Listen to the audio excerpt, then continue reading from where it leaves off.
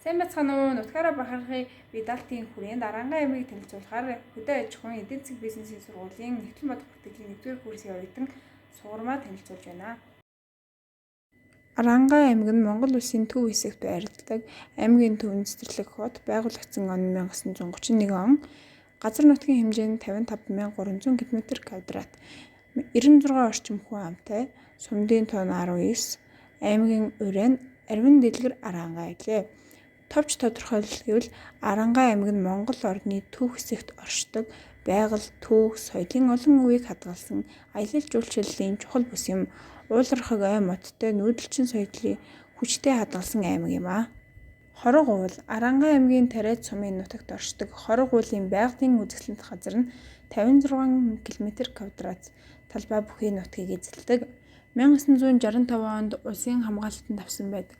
Хорогын тогоо уулын амсар нь хөндлөөшөө 300-аас 400 м, өрхийн гүн нь 70 м бөгөөд дотгошоо нурж гулсан асар ёроолтой тунсан байдаг. Монголд 400 шахам унтарсан галтуул байдаг. Эдгээрээс хорогын тогоо уул нь хамгийн залуу буюу дөнгөж 2 түм орчим жилийн өмнө унтарсан тул тогоондоо нуур тогтож амжаагүй хуурай нурсан асга дүүрсээр хөрсчөөгүй байна. Тэрхийн цагаан нуур нь галтуулын дэлбэрэлтээс үүссэн хангай нурууны үзэсгэлэнт нууруудын нэг. Хорог уулаас баруун тийш 2-3 км-ийн зайд байрладаг.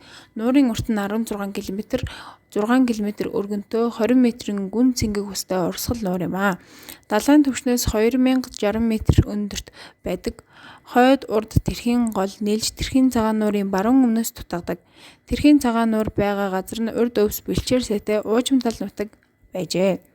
Тал дунд нэг худаг байсан бөгөөд эрт цагт эмгэн муу хоёр тэр худагаас ус аваад худгаа таглагдаг байжээ. Гэтэл эмгэн нэг өдөр усаа аваад худгаа таглахаа мартчихжээ. Тэр шөнө худаг оргилж алтан дэлхийг усны үеэр авах аюул өмөрсөн байна.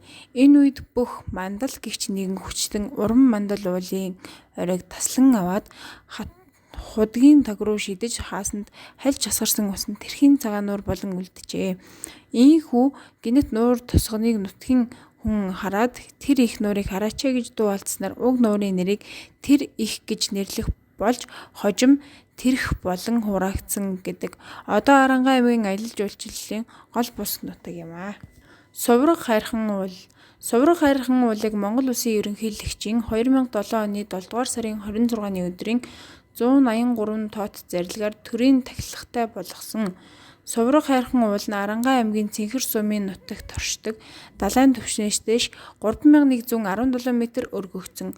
Хангайн уулархаг мужийн айс савд баттдаг байгалийн өвөрмөц тогтцтой үзэсгэлэнтэй сүрдэг уул юм. Сувраг хайрхан уул нь галтуулын гаралтай уул юм. Түүний хормой бие модоор нүчигдсэн нүцгэн оройтой, ноён ориглоосоо доош ингэр талтай галтуулын тогоо болох хүнхэрт тогтсон уулын тунгалаг нууртай.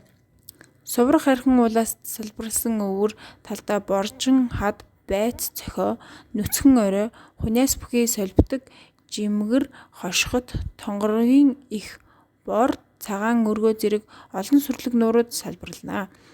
Эдгээр улсаас тонгорын гол, хошхотын гол, жимгэрийн гол, хөрвөөгийн гол, үлзий тээлийн гол зэрэг түргэн урсгалтай үхэр чулуутай бэсрэгхэн голууд гол төлөв ганг ангал хавцал дундуур боргоо өвсгөн урсж орхон голын их савыг бүрдүүлдэг ба улаан зутгалан хэмээх хүрхрээгээр үүсгдэг. Сувраг хайрхан болон түүнээс салбарласан уусад олон төрлийн жимсний мод ургадаг ба жигүүртэн ан амьтдаар элбэг байдаг. Сувраг хайрхан уулыг эрт дээр үеэс хошуу ноёд нутгийн иргэд дахин шүтэж ирсэн уламжлалтай. Сувраг хайрхан уулын салбар зүүн талд орших 60 төгрөг уулын оройд Чингис хааны түмэн цэргийн овоо байдаг гэдэг домогтой юм билээ. Сувраг хайрхан ууланд гарч мөргсөн эр хүний 3 жилийн хэмэр сэргэж элдэв гай барцад тохиолдохгүй сайн сайхан амьдардаг гэлцдэг хуучны үг бий. Ноён хатан хангай уул Арангаа аймгийн Хангай сумын төвөөс баруун өргөш 16 км зайд байх Ноён хатан хангай хэмээх байгалийн үзэсгэлэнт төгс улс оршино. Ноён хатан хангай уулыг Монгол улсын их хурлын 1998 оны 28 дугаар тогтоолоор байгалийн үзэсгэлэнт дархан цацд газар болгож дархалсан байна. Энэхүү газар төрөл бүрийн жимсний мод урахаас гадна олон төрлийн ан амьтан элбэг. Ноён хатан хангаа уулын баруун хойд хормойд халуун хүйтэн рашаан бий. Рашааны халуун нь 36-аас 39 хэм 9.1-ээс 9.5 хэд шүлтлэг хөхөр тус төрөгч цахиурын хүчил зэргийг агуулсан байдаг. Эдгээр рашаанууд нь дотор 5 цулын эргэтэн систем, нууруу, бөөр, тулгуур эргэтний өвчлөлт нэн сайн бөгөөд нүд чих хамар амны хүйтэн рашаанууд тусдаа өөр өөрсдийн сувгаар урсна. Булган уул Арангаа аймгийн Төвийн хойморт залрах энэхүү хангаан үзэсгэлэн сүрлэг уулыг 1956 онд Бүгд найрамдах Монгол Ард улсын ардын их хурлын тэргүүлэгчдийн 17 дугаар зарилгаар дархан цадтай болгосон байдаг. Булган уулын үнэмлэхүйн өндөр нь 1980 м, харьцах өндөр нь 280 м юм. Булган ууланд түүхийн дурсал зүйлс олон бий. Уулын энгэр дээр том жижиг нийсэн 7 бурхан байх ба голд нь байрлах богд зонхын том хүргийг 18-аас 19-р зууны үед бүтээсэн гэдэг. Сүүлд 2013 онд дээрх бурхтыг дахин өнгө бүдгийг сэргээж засварласан юм. Мөн Уйгурчин Монгол төвд зэрэг бичиг үсгээр хад чулуунд сэлсэн түүхийн дурсгалууд элбэг. Булган ууланд нутгийн зон олон тухайн жилийнхаа бэлэг сайн өдрүүдэд зуул өргөж ажил уйл амьдрал ахуй эрүүл мэндэд даатган залбирдаг уламжлалтай бөгөөд уулын сэхүүсний эмхтэй учраас зөвхөн цагаан эдэ сүүг өргөж залбирдаг. 400 жилийн өмнөөс зул өргөж залбирдаг. Дэлхийд цор ганц уул нь байдаг нь Арангаа аймгийн төвд байх энэхүү булган уул юм. Гадны дотны жуулчиж зорж ирэх нь жил ирэх тусам нэмэгдэж байдаг. Архангай аймгийн Их Тамир сумын нутагт хойд Тамир голын эрэгт байрлах энэхүү тайхар чулуу нь аймгийн төвөөс 20 км-ийн зайд оршдог 16 м өндөр X боржин чулуу зохио юм. Энэхүү гайхалтай чулууг бий болсон талаар олон домог бий. Нэгэн домогт нэг залуу эр үзэсгэлэнт залуу эмэгтэйд хайртай болж гэр бүлийнхээ албан шахалтаар гэрээсээ явцгаах эсвэл энэ хатан чулуун дээрээс үсэрч амиа хорлох хэрэгтэй болжээ гэдэг бол өөр нэгэн домогт нэгэн хүчит бүх олныг айлган гарч ирсэн аврах том аимшигт ногоог дарж энэхүү чулууг өргөн энэ газар тавьжээ гэсэн байдаг. Тайхар чулуу дээр олон мянган жилийн түүхийг харуулсан сүг зураг, овог аймагуудын тамга тэмдэг янз бүрийн хэлний бичээсүүд бий. Эдгээр бичээсүүдийг 18 дугаар зууны сүүлийн үеэс эрдэмтэн судлаачид сонирхон судалсан ба хамгийн эртнийхэн чулуун зэвсгийн сүүл үед хамаарах улаан зоосоор зурсан тамга тэмдэг бүхий дүрс зураг, амьтны зураг юм. Мөн олон хэлээр бичсэн 150 орчим түүхийн холбогдолтой бичээс бий. Одоо ч олон танигдаж тайхар чулуугуудж зураг татуулахаар хүмүүсийн тоо нэмэгдсээр байна. Чулуутын хавцал нь хоргын тогоо уулын дэлбэрэлтээс үүдсэн хавцал юм. Хавцал нь 15-аас 20 м, зарим газраа 60 м хүртэл гүн өндөр хавцалтай. 100 орчим км үргэлжлэх ба чулуут гол өөрөө 415 км урсаж эдэр голд цутгана. Урсах голд нь цурхай, тул, алган зэрэг загас элбэг. Чулуутын хавцал нь аймгийн төвөөс 100 км-ийн зайд байх ба засмал замаар 2-3 цаг явж хүрдэг газар билээ. Архангай аймгийн Өгийн нуур сумын нутагт байх Өгийн нуур нь талархах газар далайн түвшнээс 1332 м-ийн өндөрт оршдог. Тус нуурын 25.7 км квадрат талбайтай, 7.1 км урт, 5.3 км өргөн, 15.3 гүнтэй цэнгэг ус нуурт юм. Хэмжээгээрээ аймгаа тэрхийн цагаан нуурын дараа орно. Энэ нуурт 15 зүйлийн загас 80 гаруй зүйлийн шавж мөлгөгч амьдардаг. Мөн 130 зүйлийн шувуу цуглардаг байгалийн үзэсгэлэнт газар юм. Хөх нуур Архангай аймгийн Их Тамир сумын Хөх нуур багт далайн түвшнээс дээш 3100 гаруй метрийн өндөрт хойд Тамирын голын их Хангай нуурын салбар харлагтай 3 битүү уулсын тавцан тогтсон үзэсгэлэн сайхан газар цэнгэг устай нуур бий. Түүнийг Хөх нуур гэнэ. Уулын тагт байх нуур нь 6.7 км талбайг эзэлдэг. Түүх соёлын хувьд Архангай нутгийг эртнээс Хангайн бүс нутагт хамааруулж ирсэн. 13 дугаар зууны үед Монголын эзэнт гүрний төв хар хором ойрхон оршиж байсан тул түүхэн ач холбогдол өндөртэй. 17-оос 19-р зуунд бурхан шашны идэвхтэй дэлгэрч олон хэд дуган байгуулагдсан. 1931 онд Өвөр хангайгаас тасарч Архангай аймаг болж байгуулагдсан билээ. Архангай аймагаас гарч төрсэн алдартангууд гэх юм бол Сангийн дампил Монгол ардын армийн хуягт бригадад цэргийн алба хааж хөнгөн племонтын давуучиг байхдаа 1945 оны чөлөөлөх дайнд оролцож Жанжгуугийн давааны их бэлгэлтийг сэтгэн давах ширүүн тулдааны үед баатарлаг гавья байгуулсан байна.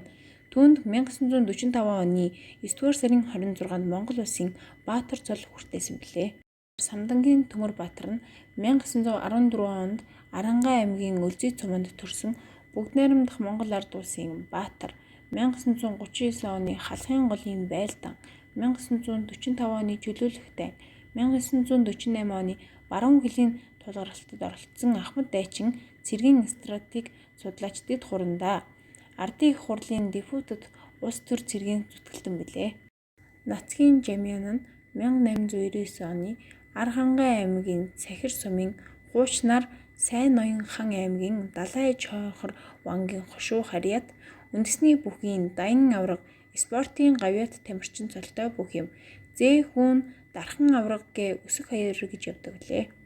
Лувсан Пэрэнлээ 1642-оос 1715 Эрдэнэ заяа бандта дорн дахинд нэрд гарсан гүн ухаантан түүхч соён гэгэрүүлэгч Лувсан Пэрэнлээ нь 1642 онд Сайн ноён хан аймгийн нутагт Мухар хувжирт хэмээх газар эцэг сунтар их орхиндын 2 дугаар хүүгэн болон мэндэлжээ. Монгол буддын шашинд эд хөгжиж байх үед өндөр гэгээн зан азрын 2 их шавийн нэг нь болж байв. Солын данзан нь Монгол улсын төрийн зүтгэлтэн 1921 оны ардын хувьсгалын анхны долоогийн нэг, Монгол ардын намын анхны дарга, Монголын орчин үеийн эдийн засгийн салбарыг үндэслэгч юм. Бүү зурагт Арангай аймгийн Цахир суманд өвгөн гисэр лам түүний шав цорж санжаажав нарын сууж байгаа зураг байна. Эндүийн чимэд осор 1912 оны 2 дугаар сарын 16-нд Архангай аймгийн Өлзий цумын Яргаат гэдэг газар төрсөн. 1987 онд Улаанбаатар хотод нас барсан билээ. Монгол улсын ардын жүжигчин, тайз дэлгэцийн нэрт жүжигчин билээ тэр. Бүрэн бэх 1946 онд Архангай аймгийн Хашаат суманд төрсөн. Монгол улсын ардын жүжигчин, хөгжмийн удирдаач. Одоогийн байдлаар Архангай аймаг нь 96,000 хүн амтай, эдийн засгийн хувьд мал аж ахуй давамгай аялал жуулчлал өссөн нэмэгдэж байна. Дэд бүтцийн хувьд цэцэрлэг хүртэл хатуу хүчилттэй самтай. Сумдын төвүүдэд цахилгаан гар утасны сүлжээ хүрсэн боловсрал 19 сум бүр сургуультай цэцэрлэг хотод коллеж, мэсүүд байрладаг. Эрүүл мэнд аймгийн нэгдсэн эмнэлэг болон сумдын эмнэлгүүд ажилладаг. Байгаль орчиндөө тайгын хомсдол, бэлчээрийн даацын асуудал тулгамдж буйж хамгаалалтын бодлого харьцангуй сайн хэрэгждэг. Анхаарал хандуулсан та бүхэндээ баярлалаа.